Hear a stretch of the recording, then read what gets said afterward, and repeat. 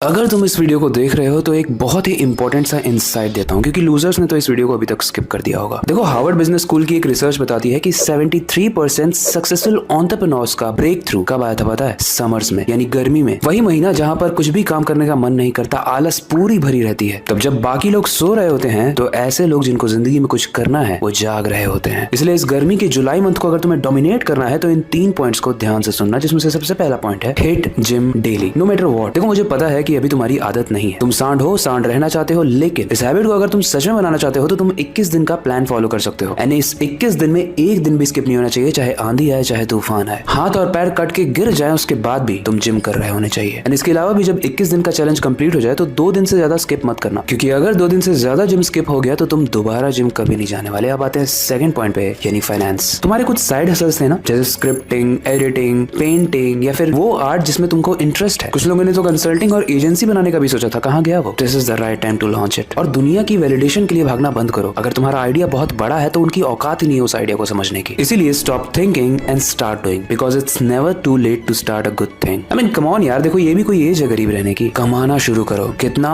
बहुत सारा। अब आते हैं तीसरे पॉइंट पे, यानी कि रिलेशनशिप। एंड इसको मैं एक ही लाइन में क्लियर कर देता हूँ। उस लड़की को डेट करो जो तुम्हें कॉफी शॉप में मिले, उस लड़की को नहीं जो तुम्हें क्लब में मिले। अब बहुत सारे मंद बुद्धियों को तो ये लाइन समझ में नहीं आई होगी, एंड चांसेस है कि अगर तुम्हें समझ में आ गया तो शायद तुम्हारे दोस्त को समझ में ना आया था, इसलिए उसको शेयर करके टेस्ट कर लो। आई बेट वो तुम्हें थैंक यू बोल बोल कर मर जाएगा।